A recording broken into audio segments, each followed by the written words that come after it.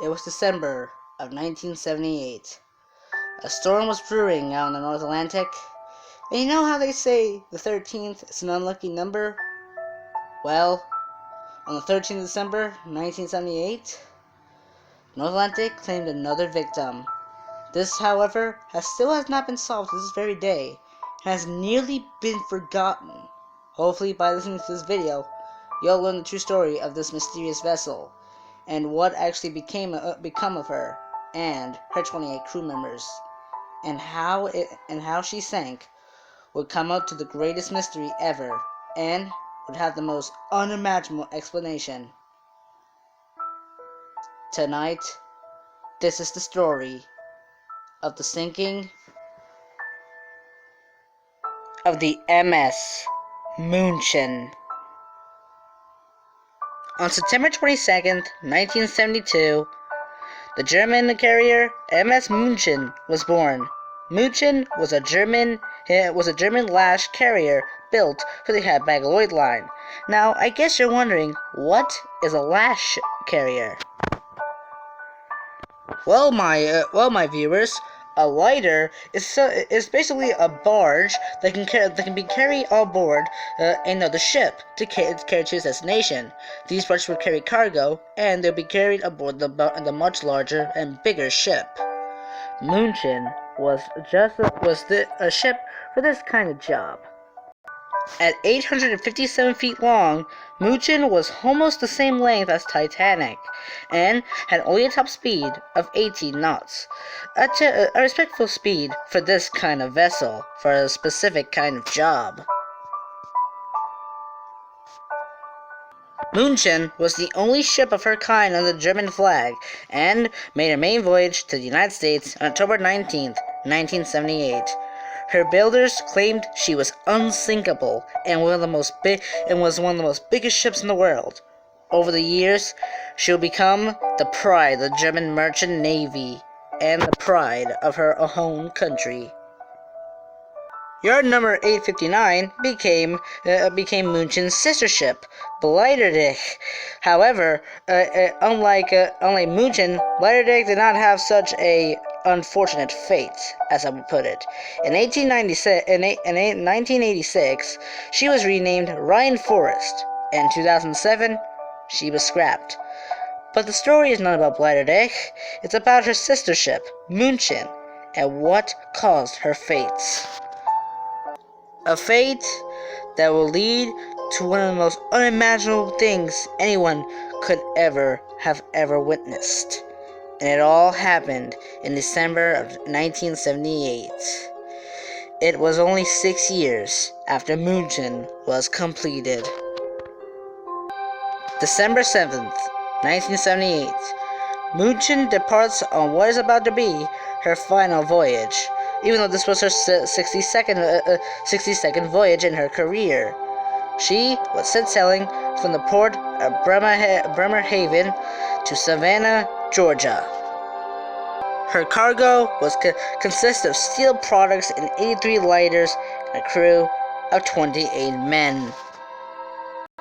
The route from Bremerhaven and the Savannah was not that uncommon to the Munchen, as this was her regular route, and, as always, she set sailed, a graceful lookout on the seas. What many people didn't know is that this would be the last time they would ever see the Munchen. And the ship, named after the city of Munich, would suffer a terrible, and mysterious fate. She was also carrying a nuclear reactor replacement vessel. However, right off the bat, just as the SS El Faro did when she set sail in 2015, Munchen was sailing directly into the path of a great North Atlantic storm. This specific storm had been raging since November. However, due to the lash carrier's ability to stay afloat and stabilized, Munchen was practically unsinkable. However, on this voyage, she would never be seen again. Munchen was thought to be proceeding very smoothly on her voyage. This, however, changed on December 12th and December 13th of 1978.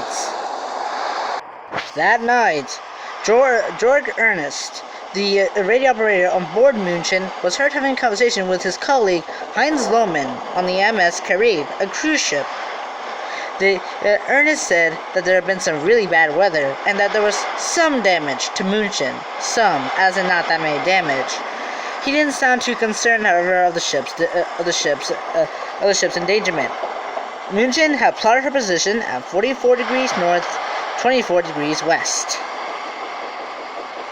However, the communication frequency had very poor quality, and Lohmann could not understand what it was saying. What his colleague was saying. However, even though it was a standard call, it was not relayed to Munchen's owner until the next day, later on the voyage. Munchen continued to sail on. 3 hours later, an SOS was received by the Greek freighter freighter Marion, the Soviet freighter Myra Yamalova, and the German tugboat Titan. It was indeed from the Munchen. The exact position of Munchen, however, she gave was actually 100 miles off her actual position. However, there was no time to explain. The message was received via Morse code, and was only received in messages. One part said 50 degrees starboard, which meant that that Munchen was listing 50 degrees to starboard. A hint she was taking on water fast. Immediately, a search and rescue operation was commenced. However, there was a pretty bad frequency because of the winds, and so the planes and ships had to get back in the port. The next day, December 13th, 6 ships and a Lockheed plane were sent out in the search and rescue of Munchen. Meanwhile, in Brussels, another thing was happening. In Brussels, a Belgian man named Michael F. Sinot received a message. Parts of it contained Munchen's name and call sign. Sinot would later say, the voice was calm and spoke in English. However, it had a very distinct German accent. This was indeed from the Munchen, and it had pieces of her call sign and her name. Meanwhile, in Spain, between 700 hours and 1914 hours, 10-week Mayday calls were discovered in Spain, or were perhaps received from Spain. One said 28 people aboard, and what was the matter of fact? The call sign of the ship read DEAT. Munchen's call sign was DEAT. This was the Munchen, as giving her message. However, it is probably said that this was recorded and set automatically 3 times through the frequency. The tugboat Smith Rotterdam also joined in the search for the missing Munchen and her Mayday calls. At this point, there were at least several planes and 100 ships in the rescue operation. The next day, on December 17th, the weather began to warm up a bit, and the search was intensified in hopes of finding the missing vessel. December 14th, however, came a shock. Debris was found. One of Munchen's signal buoys, emergency buoys, was signaling, and at 1900 hours, the British freighter King George found an empty life raft. That same day, Adler Lagen, a German freighter from the same company that owned Munchen, identified 3 of Munchen's 83 lighters. The next day, more debris was found. The Badenstein found another barge, and found another one of the life rafts, and a third one was also found by the Titan. All 3 were empty. A yellow barrel was also found among the wreckage. On December 17th, the Dusseldorf Express recovered the Munchen's emergency buoy. That same day, the freighter Starlight found 2 life belts in the seas. Later that very same day, Sealand Consumer found the fourth empty raft. Three life vests were also found, two by Starlight and one by Eveline. December 20th, 1978. It had been a week since Munchen and her 28 crew members disappeared. The search is called off. But the last thing that was found related to Munchen was her damaged starboard lifeboat. At this point, all hope is lost. Munchen and her 28 crew members are considered dead, lost in the great North Atlantic Ocean. But it is only the beginning of the mystery of the Munchen. First of all, many people asked, how could a ship nearly the size of the Titanic disappear into nothingness, and her crew of 28 gone, not to be seen again, only except for distress signals? Let's consider the facts. On the night of the 12th and the 13th of December of 1978, during a storm, the radio operator, George Ernst, stated that there was a bit of damage to Munchen and there had been some bad weather. 3 hours later, there was a distress call from Munchen. And to the 13th, there were still distress calls from Munchen. However, by the end of the 13th, there were no longer distress calls from the now sunken German cargo ship. To those who thought Munchen was unsinkable, well, they were proven wrong that night. The Munchen disappeared. But what happened to Munchen and her crew of 28? The investigation would immediately turn to the starboard forward lifeboat, and most importantly, its forward block. What did it yield? It showed something chilling. The pins that held the lifeboat were found to be bent aft, and were shown as if they were hit by a jackhammer. This meant that the lifeboat was struck by a huge force. A very huge force.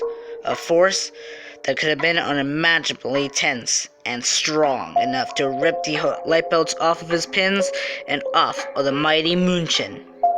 This picture of Munchen shows something that will be absolutely chilling about the lifeboat. As we can see, the lifeboat is located right around here. Guess what? That's 60 feet above the sea. 66 feet to be exact, as Munchen was 66 feet tall. That meant one thing. Munchen was struck by something at least 60 feet above the sea. What was it, though? How could what could have torn this lifeboat 66 above the sea off its pins and into the ocean? I think I know the reason, and many others also agree with this reason too. Munchen was struck by something nobody ever believed in. What was it? Munchen could have been the victim to a massive rogue wave. A rogue wave is an unusually large, unexpected, and suddenly appearing giant wave. They're even bigger than tsunamis. There is many people in the ancient times, mostly the 1800s or ancient times, thought that a rogue wave would happen once in 1,000 years. However, evidence showed that it did not happen. In 1910, the Cunard liner RMS Lusitania was struck by an unsuspecting large wave, breaking several of her windows and portholes. The monster in question was described as a 75-foot wave, really high. 1942, The Cunard liner Queen Mary at that time was working on a troop ship during World War II, was broadsided by a ginormous wave that topped out at 92 feet. The wave nearly capsized the Queen Mary as she was at 52 degrees, 2 degrees more than Munchen. She survived, however. 1966. The Italians would get their own first rogue wave experience in the form of the ocean liner SS Michelangelo. Something happened out there, because when the Michelangelo limped into New York Harbor, 3 people were dead, and the bow of the ship was in a mass of twisted steel, as you can see right here. The crew said that they had been struck by an 80 feet tall wave of an unimaginable scale. 1980 came the first proof of video of a rogue wave. In 1980, the French tanker SO Languedoc was struck by a huge wave, topping out between 80 and 100 feet.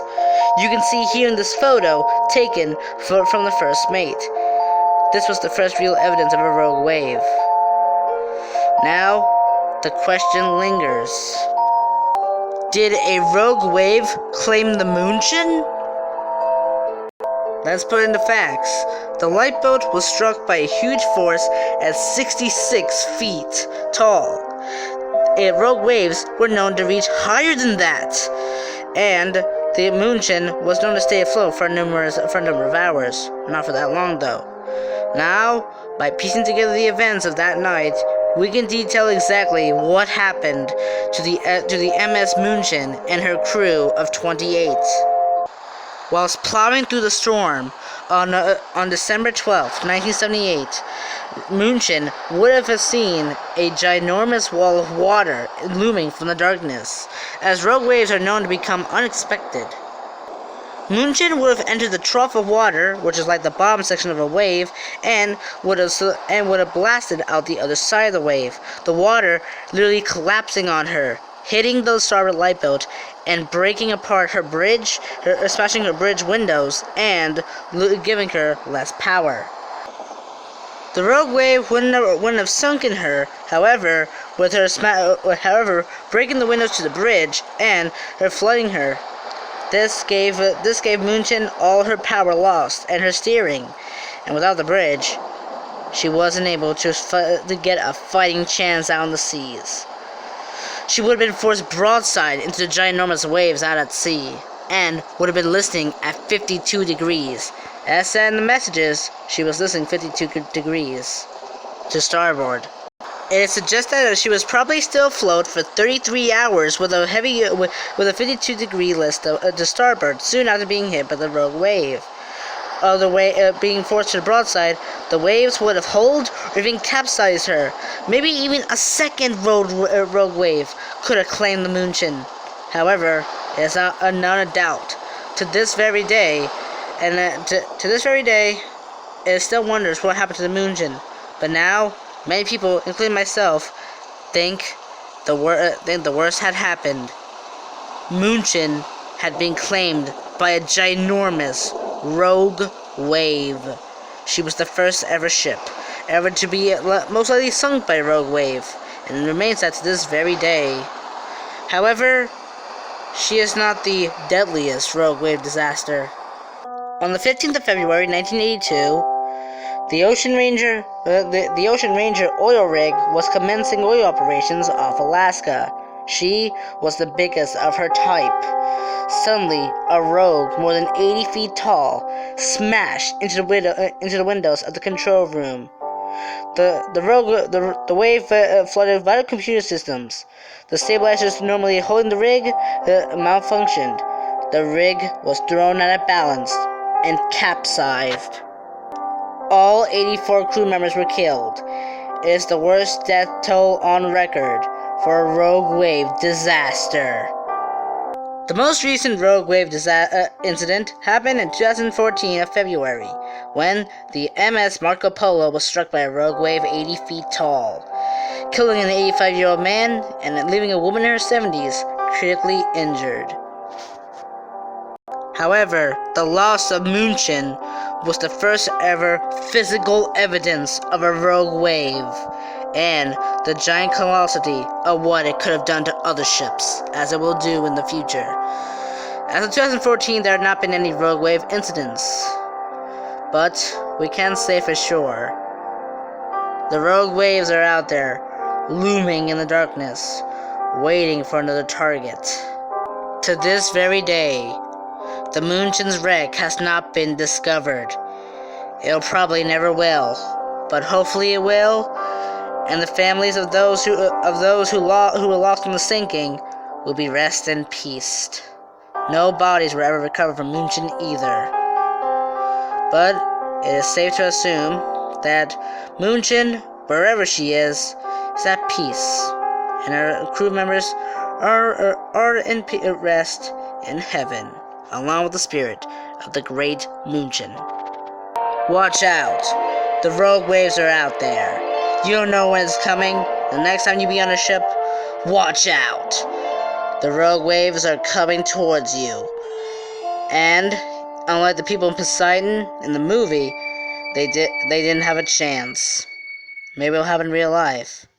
We'll probably never know. Watch out.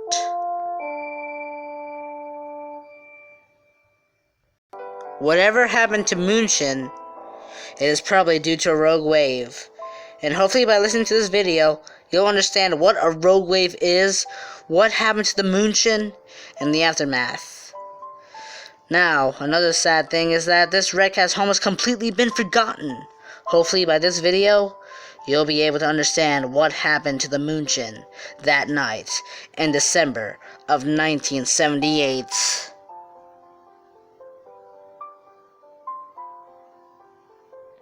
And watch out, or you'll be one of the rogue wave's next victims, just like Munchen and her 28 crew members lost in that great storm.